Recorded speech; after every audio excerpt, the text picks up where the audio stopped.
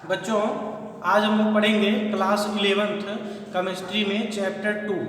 Atomic structure. आज इसमें पढ़ेंगे यहाँ पर डी ब्रॉगली सिद्धांत का महत्व। इसके पहले वाली वीडियो में हम लोग पढ़ चुके हैं डी ब्रॉगली यहाँ पर द्रव्य की द्वैत प्रकृति और डी ब्रॉगली समीकरण। आज उसी के आगे हम लोग पढ़ेंगे डी ब्रॉगली के सिद्धांत का क्या महत्व है, तो उसको आज हम लोग देखेंगे। तो यहाँ पर इसमें हम समझेंगे तो इसके पहले कि जो बोर थे, यानी कि बोर ने बंद कक्ष में कोणीय संवेग के क्वांटीकरण, जिसको क्वांटाइजेशन इंग्लिश में कहते हैं, की कल्पना तो अपने परमाणु सिद्धांत में किया था, लेकिन उसकी व्याख्या जो है एक गणितीय उसके कह सकते हैं उसकी व्याख्या जो है गणितीय व्यंजक के रूप में नहीं कर सका था। तो जिसकी व्याख्या जो है डी ब्रॉगली का सिद्धांत जो है करता है, यानी कि वहाँ पर उसका क्वांटीकरण यानी क्वांटाइजेशन का यहाँ पर देखेंगे, उसका यहाँ पर व्यंजक गणितीय व्यंजक के रूप में ये डी ब्रॉगली ने अपने सिद्धांत में किया है। तो यानी कि यहाँ पर एक चीज हमें बता दें कि कोई भी परमाणु है, डी ब्रॉगली क्या कहते हैं? डी ब्रॉगली यही कहते हैं कि जिस प्रकार से प्रकाश में द्वैत गुण होता है, कहने के बाद तरंग और कण दोनों का प्रकृति गुण पाया जाता है, ठीक उसी प्रकार से कोई भी गतिशील कण यदि गतिशील अवस्था में है तो उसमें भी उन दोनों का गुण पाया जाता है, यानी कण और तरंग दोनों का गुण पाया जाएगा। तो इनके अनुसार यदि यहाँ पे कोई परमाणु में नाभिक के चारों तरफ यदि कोई इलेक्ट्रॉन यहाँ पे चक्कर लगा रहा है, तो इलेक्ट्रॉन का चक्कर लगा रहा है, तो इस इलेक्ट्रॉन ये क्या हमारा गतिशील अवस्था में है, इसलिए इसमें क्या है एक तरंग का गुण इसमें भी पाया जाएगा। यानी कि कोई भी अगर से इलेक्ट्रॉन यहाँ पे इस बंद वृत्तीय कक्ष में अगर से चक्कर लगा रहा है, तो उसमें एक कुछ ना कुछ ये तरंग और कण की प्रकृति जो है पाई जाती है। तो ये डी ब्रॉगली के सिद्धांत के अनुसार है। तो डी ब्रॉगली के सिद्धांत के अनुसार अगर से बात किया जाए कि यहाँ पर उनके समीकरण के अनुसार तो लैम्डा बराबर क्या होता है, यहाँ पर लैम्डा बराबर एच अपॉन एम यू, ये जो है डी ब्रॉगली कह सकते हैं डी ब्रॉगली समीकरण के अनुसार ये बात कर रहे हैं। डी ब्रॉगली समीकरण के अनुसार, डी ब्रॉगली समीकरण के अनुसार क्या होगा, lambda is equal to H upon M U, जहां पे लैम्डा क्या है, लैम्डा यहाँ पर क्या है तरंग दैर्ध्य है, यानी कि जो यहाँ पर ये इलेक्ट्रॉन आपका ये तरंग के रूप में आपको दिखाई दे रहा है, ये हमारा ये क्या है लैम्डा है। और यहाँ पर एच क्या है, ये प्लैंक नियतांक है। और यहाँ पे यम क्या है, यम देखेंगे, यम इज इक्वल टू ये द्रव्यमान है, ये इलेक्ट्रॉन का क्या है द्रव्यमान है। यू क्या है, यू जो है ये वेग से, यानी कि यू वेग से वो इलेक्ट्रॉन क्या कर रहा है यहाँ पे वो गति कर रहा है। यानी कि यहाँ पे बात करें कि कोई भी बंद कक्ष की परिधि की अगर से बात किया है, ये हमारा क्या है एक बंद कक्ष की परिधि है, तो परिधि का मान उसके यहाँ पे बंद कक्ष के परिधि का मान जो है, इसमें गतिशील इलेक्ट्रॉन है, इलेक्ट्रॉन का तरंग दैर्ध्य, यानी कि जो यहाँ पे एक तरंग के रूप में दिखाया गया है, तरंग दैर्ध्य का पूर्ण क्या होता है गुणक होता है या होना चाहिए, गुणक होता है या होना चाहिए। तो जैसा कि इस जो चित्र में दिखाया गया है, इस चित्र से स्पष्ट है, तो इस चित्र से स्पष्ट क्या है, यानी कि इसमें 2 पाई आर, यानी कि कोई भी सर्किल का परिधि क्या होता है, तो परिधि का फार्मूला 2 पाई आर होता है। तो यानी कि 2 pi are is equal to क्या हो जाएगा, यहाँ पे हो जाएगा कोई भी सर्किल का परिधि होता है, तो यानी कि वो यहाँ पर जो ये तरंग दैर्ध्य है, यानी कि यहाँ पर तरंग दैर्ध्य हमारा क्या है लैम्डा है, तो किस कक्षक में वो यहाँ पर तरंग की गति हो रही है, तो कक्षक मान लेते हैं यन है कि ये क्या होता है पूर्ण गुणक होता है या होना चाहिए। तो ये जो है इस समीकरण में लैम्डा का मान जो है डी ब्रॉगली में अगर से रखा जाए, यानी कि इस समीकरण से यहाँ पे लैम्डा का मान अगर से हम निकाले तो लैम्डा इक्वल टू क्या निकल आएगा, तो लैम्डा इक्वल टू हो जाएगा यहाँ पे 2 पाई आर अपान क्या हो जाएगा एन। यहाँ पर ये वैल्यू हो जाएगा lambda equal to 2 pi R N. तो यहाँ पर देखेंगे इस समीकरण में, यानी कि डी ब्रॉगली के समीकरण में अगर से हम यहाँ पर रख दें, यानी कि यहाँ पर लैम्डा का मान, यानी लैम्डा का मान क्या हो जाएगा, लिखेंगे लैम्डा का मान डी ब्रॉगली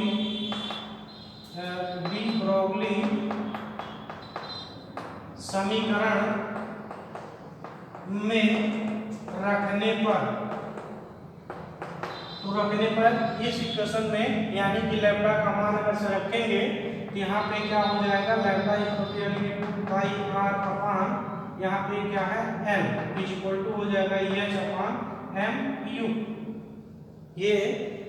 वैल्यू निकल जाएगा, ये क्या हो जाएगा 2 पाई आर अपान एन। तो यहाँ पर ये कह सकते हैं 2 pi R upon N is equal to H upon lambda. तो अगर से हम इससे बात करें कि यहाँ पे एम यू आर, इसको हम इस रूप में या इसको ऐसे भी लिख सकते हैं M U R is equal to क्या हो जाएगा यहाँ पे एम एच अपान क्या हो जाएगा 2 पाई। इसको हम इस रूप में भी, इस इक्वेशन को इस रूप में भी लिखा जा सकता है। तो यानी कि इसको हम इसको मान लेते हैं इक्वेशन नंबर फर्स्ट, इसको मान लेते हैं इक्वेशन नंबर सेकंड, तो और इसको मान लेते हैं इक्वेशन नंबर थर्ड, कुछ भी इक्वेशन मान सकते हैं यहाँ पर। तो ये हो जाएगा M U R is equal to N H upon क्या हो जाएगा 2 पाई। तो कह सकते हैं यह जो होगा किसी भी बंद कक्ष के लिए कोणीय संवेग का क्वांटाइजेशन है। यह किसी भी, यहाँ लिख दे रहे हैं, यह किसी भी बंद, यानी कि जो यहाँ पर ये यहाँ पर बंद है, यानी किसी भी बंद कक्ष के लिए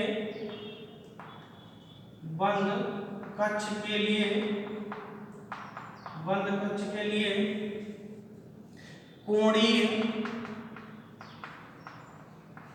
यहाँ पर बंद कक्ष के लिए कोणीय संवेग का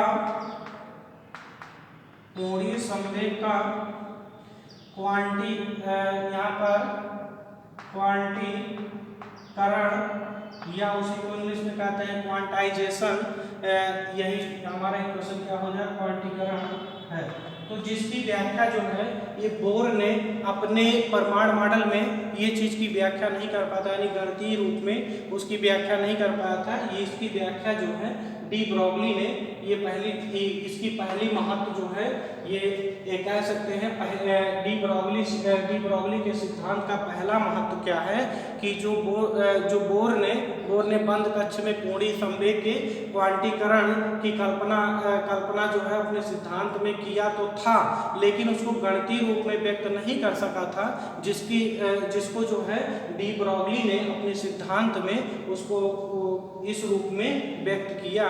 ये जो है डी ब्रॉगली के सिद्धांत का पहला महत्व है। और एक चीज पढ़ाते समय हम आपको एक चीज और बताए थे, इसका दूसरा महत्व अगर से हम बात करें, इसकी दूसरा महत्व क्या है, यहाँ पर बात करें कि किसी भी गतिमान कण का तरंगदैर्घ्य जो होता है, यानी कि कोई भी पार्टिकल्स, हम इसकी बात कर रहे हैं, डी ब्रॉगली के सिद्धांत के महत्व की बात कर रहे हैं। तो यानी कि कोई भी अगर से गतिमान कण है तो उसकी तरंगदैर्घ्य अगर से क्या है, तरंगदैर्घ्य यदि अधिक है तो उसका द्रव्यमान क्या होगा, कम होगा। कहने का मतलब यहाँ पर यहाँ पे कल चर्चा हुआ था, मतलब इसके पहले वाले वीडियो में, तो उसमें ये हुआ था कि जैसे जैसे यहाँ पर इन्होंने दूसरे इनका ये सिद्धांत, डी ब्रॉगली के दूसरे सिद्धांत का महत्व क्या है कि कोई भी पार्टिकल जितनी भी तेज उसमें तरंगदैर्घ्य होगा,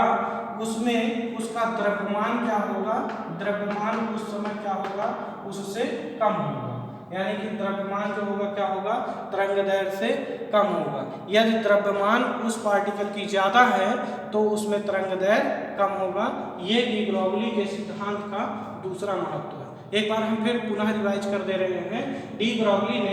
ब्रॉगली का दूसरे सिद्धांत मतलब दूसरे पॉइंट में उनका क्या महत्व बता रहे हैं कि कोई भी पार्टिकल की गति कह सकते हैं उसकी तरंग यदि सबसे अधिक है तो उस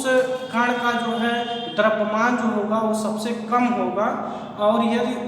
उसका द्रव्यमान सबसे अधिक है तो उसमें जो उत्पन्न होने वाली जो तरंग है वो क्या हो जाएगा, कम हो जाएगा। तो ये जो है डी ब्रॉगली के सिद्धांत का दूसरा महत्व है। और हम आते हैं इसके तीसरे महत्व पे जो इम्पोर्टेंट भी है, हम इसको मिटा देते हैं। तो इसको आप लोग नोट कर लीजिए। ये 2 पॉइंट, जो पहला पॉइंट हम यहाँ पर इसको जिक्र किए हैं, तो जो बोर ने अपने परमाणु सिद्धांत में जिसकी गणितीय रूप में इसकी व्याख्या नहीं किया, उसकी व्याख्या जो यहाँ पर डी ब्रॉगली ने अपने सिद्धांत में किया। तो इसकी इनकी पहली विशेषता है। और दूसरी विशेषता इनकी क्या है कि जो ये बता रहे हैं कि कोई भी गतिमान पार्टिकल है तो उसका जो है तरंगदैर्घ्य जितनी अधिक होगी उसकी द्रव्यमान उतना कम होगा, और यदि उसका द्रव्यमान सबसे अधिक है तो उसका तरंगदैर्घ्य क्या होगा, सबसे कम होगा। यानी कि वो क्या, हम एक लाइन में अगर उसकी बात करें तो ये तरंगदैर्घ्य जो होता है द्रव्यमान के व्युत्क्रमानुपाती होता है। अगर उसको हम लैंग्वेज में बात करें, एक लाइन में बात करें कि द्रव्यमान जो होगा यानी कि इलेक्ट्रॉन का द्रव्यमान तरंग के यहाँ पे तरंगदैर्घ्य के व्युत्क्रमानुपाती होता है। ये इनका दूसरा महत्व है। और इसके जो सबसे इम्पोर्टेंट, इसको आप लोग नोट कर लिए होंगे, जो सबसे इम्पोर्टेंट है उसको हम यहाँ पर जिक्र करते हैं। तो इसमें जो पेपर में आता भी है, यानी कि गतिशील इलेक्ट्रॉन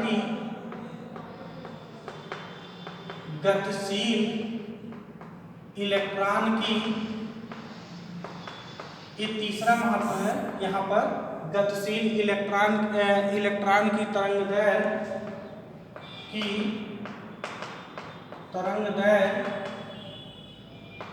तरंगदैर्घ्य यहाँ पर जो गतिशील इलेक्ट्रॉन की तरंगदैर्घ्य तथा गतिज ऊर्जा में संबंध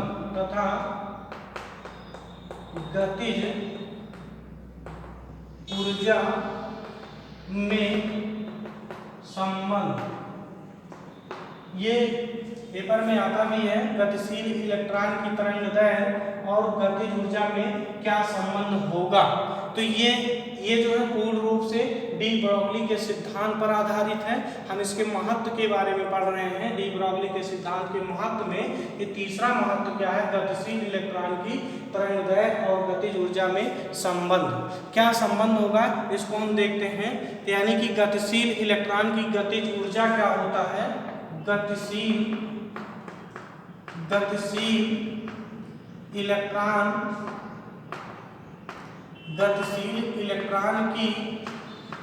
गतिज ऊर्जा का मान यहाँ पर क्या होगा, गतिज ऊर्जा जिसको हम यहाँ पे कहते हैं, गतिज ऊर्जा को E से प्रदर्शित करते हैं। यहाँ पे E इक्वल टू क्या है, हाफ mu स्क्वायर। यहाँ पर ये क्या हो जाएगा, हाफ mu स्क्वायर, जहाँ पर m क्या है, द्रव्यमान है, u क्या है यहाँ पर वेग। यानी कि यहाँ पर ये इसको यहाँ पर एक कुछ इक्वेशन दे देते हैं। मान लेते हैं इक्वेशन नंबर यहाँ पर फर्स्ट, और उसके बाद देखेंगे यहाँ पर। तो यानी कि डी ब्रॉगली समीकरण से अगर से बात किया जाए, डी ब्रॉगली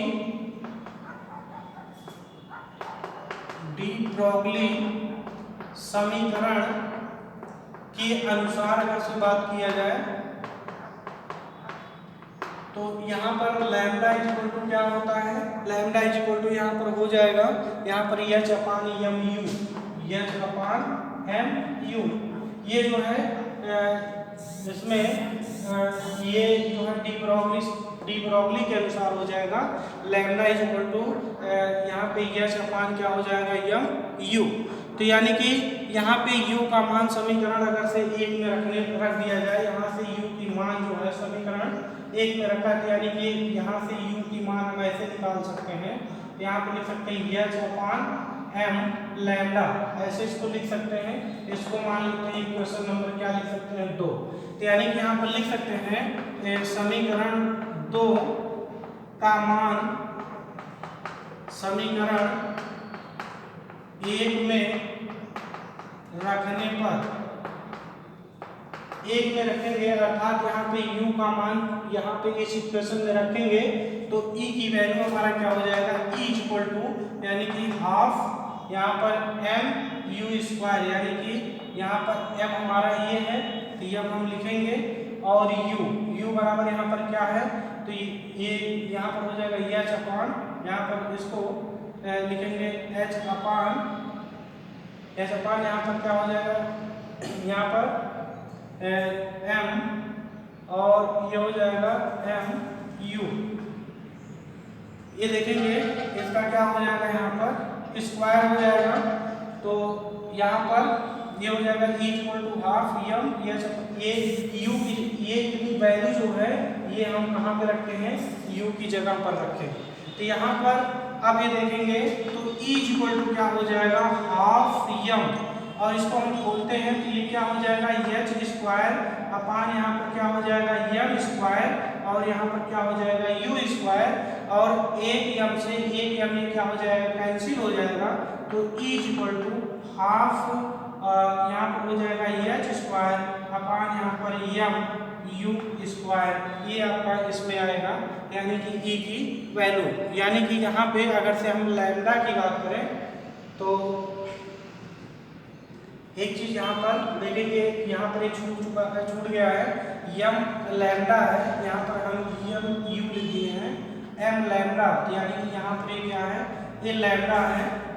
तो ये लैम्डा स्क्वायर है। तो यहाँ पे हम अगर से हम इसी इक्वेशन को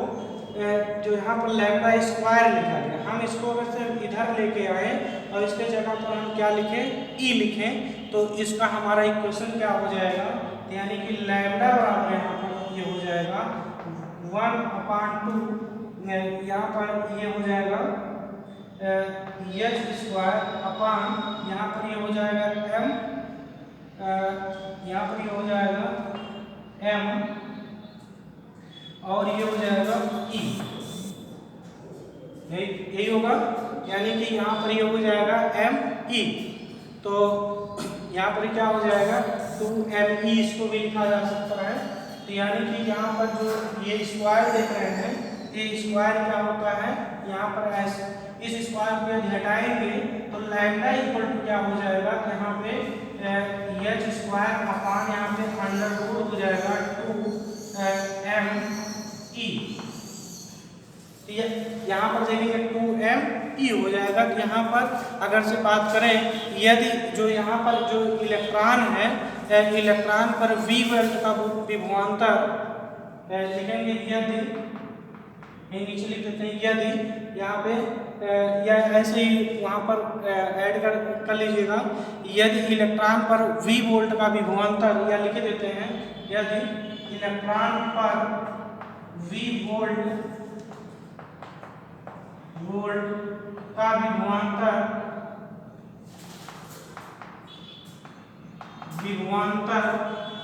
यहाँ पर यदि यहाँ पर e, यहाँ पर लिखे हैं यदि e इलेक्ट्रॉन पर, यहाँ पर लिखे यदि इलेक्ट्रॉन पर v वोल्ट का विभवांतर उसकी गतिज ऊर्जा को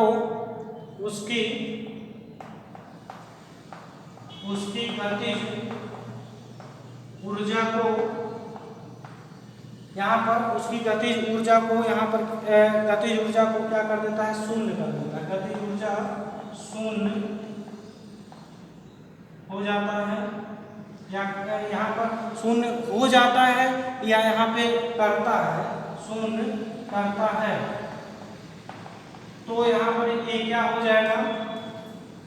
यानी कि यदि यहाँ पर बात करें यदि इलेक्ट्रॉन पर, यहाँ पर शॉर्ट में लिखे हैं यदि इलेक्ट्रॉन पर v v वोल्ट का विभवांतर उसकी गतिज